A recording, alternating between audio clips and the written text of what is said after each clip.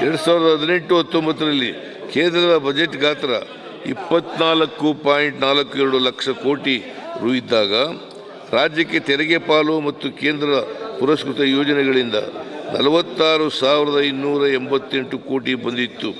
ಈಗ ಕೇಂದ್ರದ ಬಜೆಟ್ ಗಾತ್ರ 50.65 ಲಕ್ಷ ಕೋಟಿ ರೂಪಾಯಿ ಮೀರಿದೆ.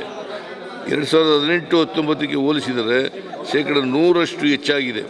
ಈ ಲೆಕ್ಕಕ್ಕೆ ಹೋಲಿಸಿದರೆ 25-26ನೇ ಸಾಲಿಗೆ ನಮಗೆ ಕನಿಷ್ಠ 1 ಲಕ್ಷ ಕೋಟಿ ರುಗಳು ತೆರಿಗೆ ಪಾಲು ಮತ್ತು ಕೇಂದ್ರದ ಪುರಸ್ಕೃತ ಯೋಜನೆಗಳಿಂದ ಅನುದಾನ ಬರಬೇಕಾಗಿತ್ತು. ಈ ಅನುದಾನ ನಿರೀಕ್ಷಿತ ಪ್ರಮಾಣದಲ್ಲಿ ಬರಲಿಲ್ಲ. ನಮಗೆ ಸಮರ್ಪಕವಾಗಿ ತೆರಿಗೆ ಪಾಲು ಸಿಗುತ್ತಿಲ್ಲ, ಯೋಜನೆಗಳನ್ನೂ ತೆಗೆದುಕೊಳ್ಳುತ್ತಿಲ್ಲ. ಇದು ಕೇಂದ್ರ ಸರ್ಕಾರದ ಪರಿಸ್ಥಿತಿ. ಕರ್ನಾಟಕಕ್ಕೆ 14ನೇ ಹಣಕಾಸು ಆಯೋಗವು 4.71 ತೆರಿಗೆ ಪಾಲು ನೀಡಿತ್ತು. ಆದರೆ 15ನೇ ಹಣಕಾಸು ಆಯೋಗವು 3.64 ಇಳಿಸಿದರು. 20% ಕುಸಿತವಾಯಿತು. ಇದರಿಂದ ಪ್ರತಿ ವರ್ಷ 13,000 ಕೋಟಿ ರೂಪಾಯಿ ರಾಜ್ಯಕ್ಕೆ ನಷ್ಟವಾಗುತ್ತಿದೆ.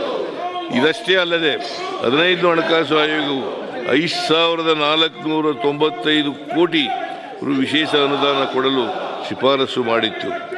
ಕೆರೆಗಳ ಅಭಿವೃದ್ಧಿಗೆ 3,000 ಕೋಟಿ ಹಾಗೂ ಪೆರಿಫೆರಲ್ ರಿಂಗ್ ರಸ್ತೆಗೆ 3,000 ಕೋಟಿ ಶಿಫಾರಸು ಮಾಡಿತ್ತು.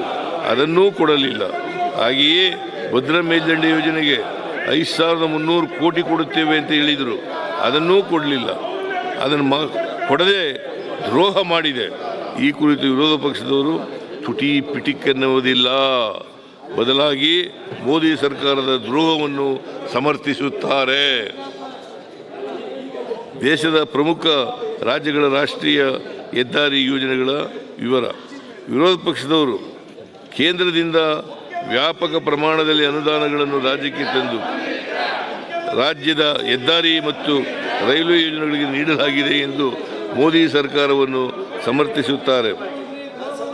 ಡಿಸೆಂಬರ್ 9ಕ್ಕೆ 2024ರಿಂದ ಭಾರತೀಯ ರಿಸರ್ವ್ ಬ್ಯಾಂಕ್ ಪ್ರಕಟಿಸಿರುವ ದಾಖಲೆಗಳ ಪ್ರಕಾರ ಸತ್ಯಾಂಶ ಈ ರೀತಿ ಇದೆ. 24-25ರಲ್ಲಿ ನಿರ್ಮಿಸಿದ ರಸ್ತೆಯ ಕುರಿತು ಮಾಹಿತಿ RBI ದಾಖಲೆಗಳಿಲ್ಲ. 9 ವರ್ಷಗಳಲ್ಲಿ ಕರ್ನಾಟಕದಲ್ಲಿ ಮನಮೋಹನ್ ಸಿಂಗ್ ಅವರ ನೇತೃತ್ವದ ಸರ್ಕಾರ 2,329 ಕಿಲೋಮೀಟರ್ ರಸ್ತೆ ನಿರ್ಮಾಣ ಮಾಡಿತ್ತು. 2014ರಿಂದ 24ರವರೆಗೆ 2,014 ಕಿಲೋಮೀಟರ್ ರಸ್ತೆಯನ್ನು ನಿರ್ಮಿಸಲಾಗಿದೆ. 2005ರಿಂದ 2014ರವರೆಗಿನ 9 ವರ್ಷಗಳಲ್ಲಿ ಸುಮಾರು 7 ವರ್ಷಗಳ ಕಾಲ ಕಾಂಗ್ರೆಸ್ಸೇತರ ಸರ್ಕಾರ ರಾಜ್ಯದಲ್ಲಿ ಆಡಳಿತ ನಡೆಸಿದ್ದು. ಆದರೂ ಕೂಡ ಮನಮೋಹನ್ ಸಿಂಗ್ ಅವರ ಸರ್ಕಾರ ಕರ್ನಾಟಕದ ಅಭಿವೃದ್ಧಿಗೆ ಅನುದಾನಗಳನ್ನು ಯಥೇಚ್ಛವಾಗಿ ಕೊಟ್ಟಿತ್ತು ಹಾಗೂ ಮೂಲಸೌಕರ್ಯ ನಿರ್ಮಾಣ ಮಾಡಲು ಶ್ರಮಿಸಿತು. ಇದರಲ್ಲಿ ಮೋದಿಯವರು ಅಧಿಕಾರಕ್ಕೆ ಬಂದ ಮೇಲೆ 10 ವರ್ಷಗಳಲ್ಲಿ ಹಿಂದೆ ನಿರ್ಮಿಸಿದ್ದಕ್ಕಿಂತ ಕಡಿಮೆ ಉದ್ದದ ಹೆದ್ದಾರಿ ನಿರ್ಮಿಸಲಾಗಿದೆ.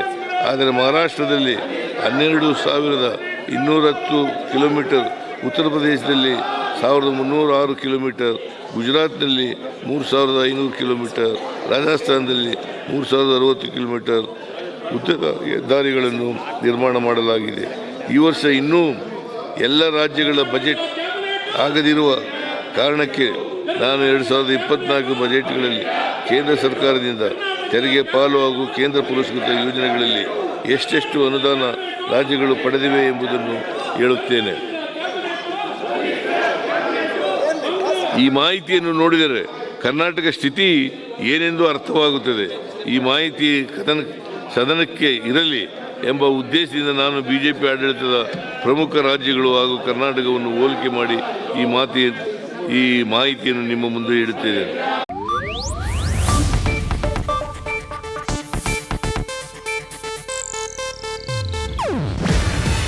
ಇದು ಏಷ್ಯಾನೆಟ್ ನ್ಯೂಸ್ ನೆಟ್ವರ್ಕ್ ಪ್ರಸ್ತುತಿ.